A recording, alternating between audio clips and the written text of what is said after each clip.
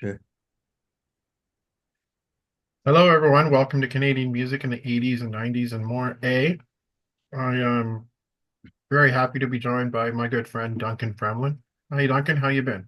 Good morning, Alan. I've been fine physically, That's not what I spiritually, heard. I, spiritually, and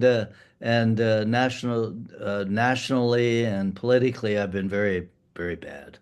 I've heard you haven't been well physically. I've heard you're suffering from a three-letter word Oh, well, problem. Both you and Douglas have been apparently. it's terminal. It's terminal. We go to our doctor, and we each of us has a doctor, and we go to the doctor, and the doctor keeps saying, you guys have a terminal disease. It's called OLD, and so Douglas wrote a song about it, and it's taking the world by storm. We did a show last night.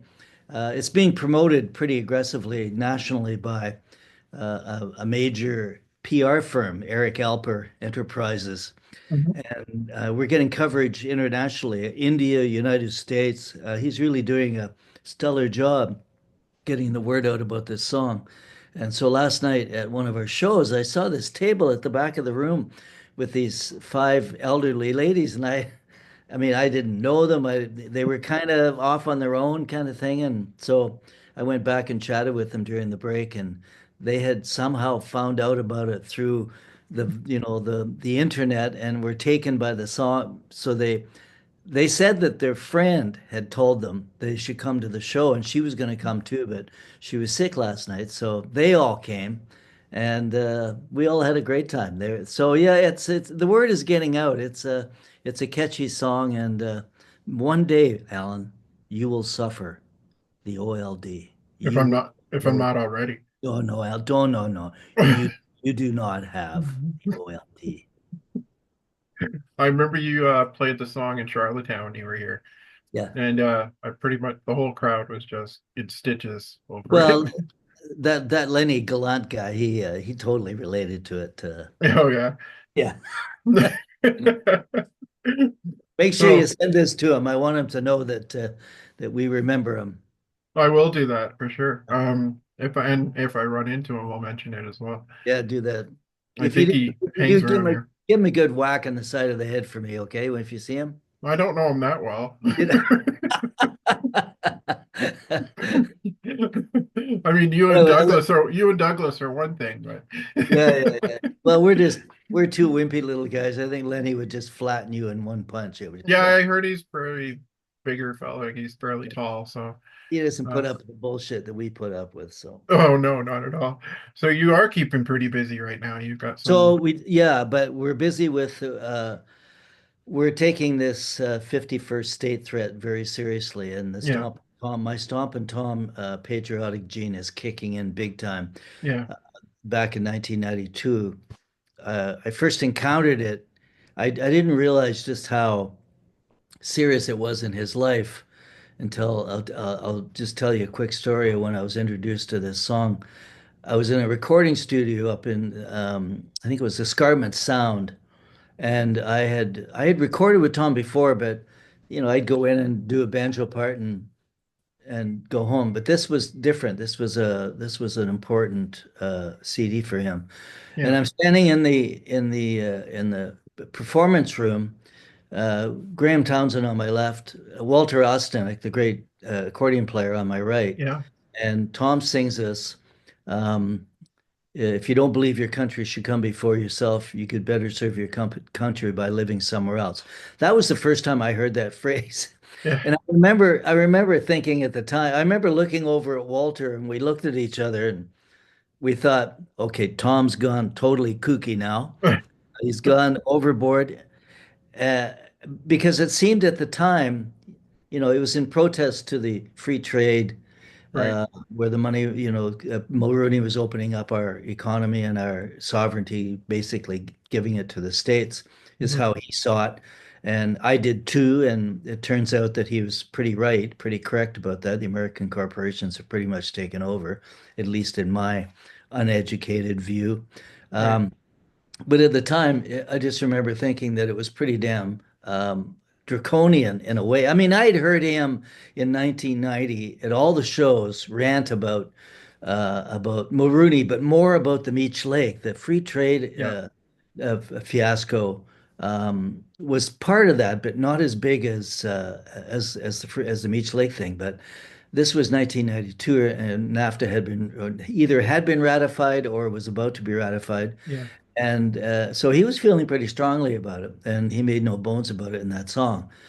Now, in 2025, all of our shows are going to be Say No to the 51st State Mm. show. And we did one last night. We did our first one last night.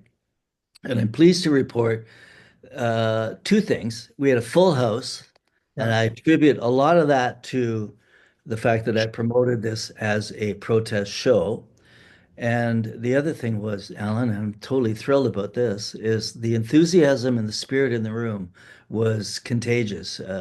We didn't we didn't leave the theater, totally complacent about this, but we left the theater feeling a little more encouraged that there are others out there who think this is as serious as we do. Because there's a lot of Canadians, maybe the majority of Canadians, are looking at this like it's a bit of a joke. Yeah. And one guy came up to me last night, and after I had done, I have a special Say No to the 51st State segment that I Mm. wrote. And so Douglas and I performed this segment, and it's stories, a couple of songs, a poem that a friend had written about this, and it was quite a moving segment in the show. And a fella came up to me afterward, and he said, living next door to the United States is like living next door to the Simpsons. Now he said it as a joke, ha ha ha. But I turned to him and I said, man, this isn't funny. There's Yeah. nothing funny about this. I think the time, for me at least, to see this as, I think a lot of people are looking at this as this reality TV show. No, it's worse than that. This is serious. This is a Yeah. threat to our sovereignty. And I'm pretty sure I can say with a great deal of certainty, and you can too, knowing what you know about Tom, and I can think of thousands of others who Right. understand the Stomp and Tom nationalism, but he would be he'd be fucking nuts about this, Al. He'd just be Yeah. tearing his hair out about this. I know he would. So I don't Um, have his songwriting ability. I did rewrite um, a couple of verses of the don't the Believe in Your Country yeah. song. I did rewrite a couple of those verses, and I will sing those at my shows from now on. Right. But I'm not his. I can't, you know. So I'm going to rely and encourage other songwriters to write protest songs, and let's make some noise about this. So that's I my rant we for should. Monday morning, Alan. Well, I don't know. I mean, yeah, I don't think we should be making jokes about it. I personally think it's very unprofessional of Trump to be talking like this to probably the best neighbors the states have ever had. Like, I mean, you look at times where, okay, the fires in Los Angeles, who was the first country to send help? Alan, this doesn't mean anything. I'm sorry, But it man. should. No, no, it doesn't matter. It doesn't. There's logic, negotiation, reason are not part of this guy's playlist. So please, Yeah, we got to stop thinking about that like that. I think we have to. I hate to sound militant about this, but we really yeah, have. So, do you know who Charlie Angus is? absolutely. Yeah, he was a musician for years, played at the Grievous Horseshoe a Angels, lot. Grievous Angels, Juno nomination, right? His bass player He's an was MP Stompin'. now. Well, his bass player is Stompin' was Stompin' Tom's bass player for many years. So anyway, Charlie recently has been on being very vocal, basically echoing the comments that I'm echoing, saying that this is more serious. We can't look at this like it's just a reality TV show. We can't say Right, should. We can't say, oh, isn't this bad? We really have to take some action here and become more aggressive in our defiance over. Really, they are now our enemy, and in some ways, without being overly, I don't want to be overly dramatic about this, but in some right, ways, we're at war with them. He declared, when he said he wanted to take over our country, that's a declaration of war in any other climate. But today, everyone is, oh, it's just being Trump being Trump. No, man, this is bigger than that. Anyway, I'm going to send you a link to an hour-long interview that Charlie did. He drove to Toronto okay, a week and a half ago, sat down with Toronto Mike the top podcaster in the probably one of the top podcasters in Canada. He's sort of like the Joe Rogan in the States. He's the Yeah. Canadian. Sat down with Mike, and the two of them talked about this. So I'm going to send you the link. I Okay. encourage the audience to listen to Charlie and he's an MP, as you said. Hmm. He's been in government a very long time, understands the issues, understands what's at stake, and expresses himself very well. Even even Chrétien published an article in the Globe and That's Mail right. Yeah.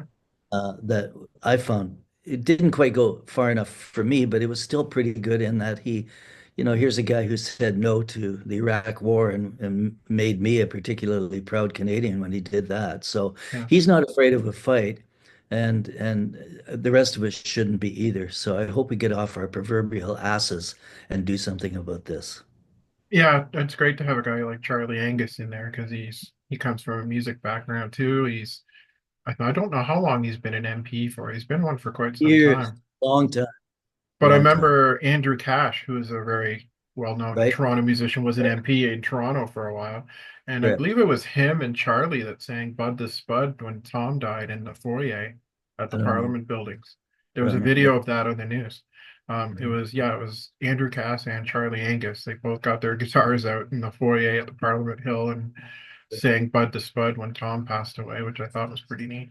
But yeah, it's good to have a guy like that on board. It's good to see you on board with this. And Well, yeah, join us, Alan. None of this should or should. Let's get do something. I don't know, organize something, do something. Tell people on social media. Don't pussyfoot around this. Stop making a joke of it. It's not funny. yeah, no, it's not. I think it's a terrible thing that he's doing. I've never heard any president ever talk like this before about Canada. He's not like any president. He's not even a president. He's an oligarch. He's Yeah. a become a dictator, and let's not be too. Let's not. I don't think you can over estimate how dangerous this guy is, and he's gonna. Anyway, I that's don't know. I don't know. I'm going to say one thing. I don't talk politics a lot, but I've never taken Trump seriously because I've always felt that the system in place in the States, are they really going to let this idiot who has no political background come in and do whatever he wants? pretty much. They voted him in, Alan. He's got a mandate. Um, I hope you do a lot of reading about this and really take this. Yes, he can. He can and is doing what he said he was going to do. And if you were a woman, if you were a gay person, you were a Yeah. gender fluid person, you were a visible minority, you were a Mexican, you were an undocumented uh, person, of which there are millions down there, you're in trouble. And we're going to see the fallout from that up here. It is bad. Like, is this really what Americans want? Uh, Look, we could hack about. Yeah. I have a theory as to how this happened and why it happened, and if you're a history buff, and you read the history of the world, any Yeah. government, any country, anywhere, this is not an unusual turn of events. In fact, my dad was born in 1905, and he lived through one of the most tumultuous half centuries in the history of the world. The First War, Yeah. Depression, Second War, McCarthyism, et cetera, et cetera. He lived through all of that. So I feel like I'm living through now what my father spent all of his life living through. He never did get Right. to experience, he died before he got to experience the freedom that came from being able to elect Pierre Trudeau and all of we had t 20 or 30 years of fairly liberal, easy, let's let everybody do whatever they want kind of thing. And without these highly principled fundamentalists trying to interfere in our lives, like no, no, you can't have an abortion because I don't believe in abortion, right? You can't do this or you Yeah. can't do that. So yeah, I figure this is our time. Yeah. I always wonder what Canada would have been like if the Avro era would have actually went through. That's a story that always touched me. But it was really in the big scheme of things, Alan. It was just it was kind of symbolic Yeah. of the Diefenbaker conservatism that he Yeah, canceled the Avro. I mean, if you know the history of the Avro era, I yeah. have my summer place in Perry Sound is within 10 miles of Avro Arrow Road. So I know the story pretty well, and it was more political than it was. It Um, was. Yeah. yeah, so it wasn't as nearly as big a deal as they made it out to be, but they made it out to be a big deal because it served their political purposes at the time. Yeah, but how many people from Canada left Avro and went down to the States Yeah. after that got canceled? I think we lost a lot of talented engineers and Well, we got them back during the Vietnam War when all the draft dodgers came up here. They were true. educated. Most of them were white, and most of them came from money. Yeah. 300,000 came up. That's a lot more than Avro hired, and so we did pretty well in that exchange, if you ask me. Okay, let's get back to music. I don't want to get too much into the pol. I mean, we Well, you should. can't separate Stomp and Tom from this. No, you So can't. moving forward, all of our shows are going to be Say No to the 51st State Show. That's right off the top. The second thing to tell you is that we've booked a tour with the legendary Donna and Leroy, All right. stars of the Tommy Hunter Show, and many of your audience will remember Donna and Leroy. Mhm. They live in Calgary. We've sung with them last summer. They visited us last summer. We decided then that this is so good, Douglas and me, Don and Leroy, that we have to do something. So Donna and I have been working on a tour, Right. and in June, the first week of June, looks like we're gonna do four, maybe five shows in Ontario. And if they go, excuse me, if they go as well as we think they're gonna go, then we're gonna probably, excuse me again, bring it down east in 2026. Oh, that'd be great. Charlottetown better be on that list, I hope. I would hope so. Yes. No, that'd be great. I can see that doing really well. Yes.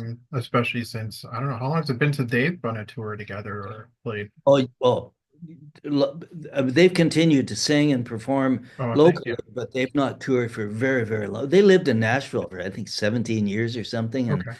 they came back during COVID or before COVID, and moved back to his hometown in Alberta. So they've been back in Canada for quite a while, and anyway, it's very exciting for us because this is these are two these are these besides the fact that they're legends, they were Yeah. decades on the Tommy Hunter show. They were friends of ours. I've known Donna for a long, long time.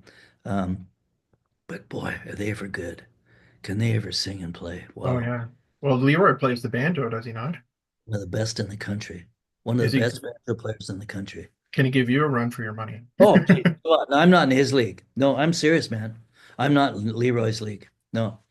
Leroy like, I'm serious. He's one of the best in the country. He's a multi-instrumentalist, isn't he? Guitar.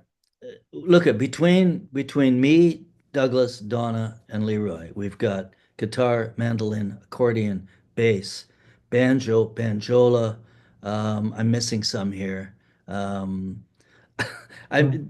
we have it all covered. It's You're gonna get down to some serious jamming on these shows? Well, yeah, but to put a show like this together takes a lot of planning and a lot Yeah. of how do I put this structure. Yeah. So we've got the show structured already, and we're not touring until June, but we've already started building the set list, and Yeah. we have an idea as to how the show, because we have two duos coming together. Right. Each is a show in and of themselves. So we have a segment with me and Douglas, a segment with Don and Leroy, then a big segment with the four of us together. And I suspect over time, Hmm. the more we play together, we'll just end up being on stage all at the same time. But it takes some time to Yeah. shape show into something that resembles a structure. So yeah, there will be some jamming, no question about it. Definitely something to look forward to. Anyone out there who's Yeah. gonna be watching this. I mean, the musicianship could sell the show alone, let alone the songs you put Oh, together. the Like, singing though. Come on. Douglas and I'm sorry, the four of us, these are the four of us have a lot of creds where the singing is concerned. So I'm particularly excited about being able to sell this four-part harmony between oh yeah. four voices. It's going to be very special. Yeah, I was gonna say, like, I mean, I love the way you and Douglas sing together. It's amazing harmonies. When you get those two in on it, the four-part harmonies are Yeah. probably just going to be incredible to hear. Yeah. That's something to look forward to. And if you bring it out here, I will be right there to Appreciate it, man. see you Appreciate it. guys. You count Um, on that. anyway, I'm gonna put as many links as possible in the description to this video on YouTube and share it with Yes. you. Yeah. And you guys never disappoint, never disappoint, never have. And I don't see you ever will. You guys are always trying to do something different and something new. And the Don and Leroy thing sounds really awesome. I think that'll be a really big hit.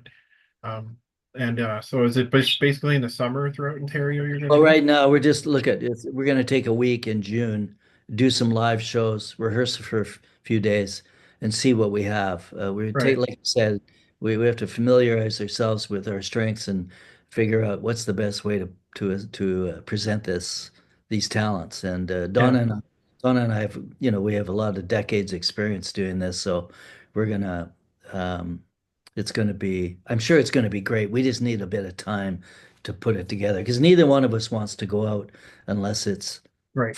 like a five-star performance. So we don't want to go out and just mail it in. It's got to be, really slick and really, the Rolling Stones rehearse for 3 months before they go on the Yeah. road.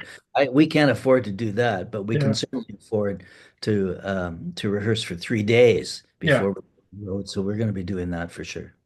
Awesome. Thanks for coming in and doing this on such short notice. I appreciate Yeah, it. yeah, not at all. It's just I got all this stuff on my mind. I'm really trying to get it out and try and get people off their ass and do something. So thanks for this. I'm going to send you the link to the Charlie interview. I encourage Please everyone do. Yeah. to listen to it. Again, this guy is not an alarmist. He's a very reasoned, even-tempered, Yeah. such a nice guy. I don't know if you know Charlie at all, but and he's a great musician with Yeah. so yeah, it's worth a listen. So I'll send that to you. Yeah. I'll put that in the description of the in the YouTube video and we'll share as many things as we can. And do you have dates up yet? Like any Yeah, it's dates on you my can? there's some on my webpage, I think, whiskeyjackmusic.com. Okay, I'll put a link to that in the All description right. for sure. All right. All right. Thanks for joining me, Duncan. All right, Alan. You take care of yourself, man. Thank you. You too. Thanks.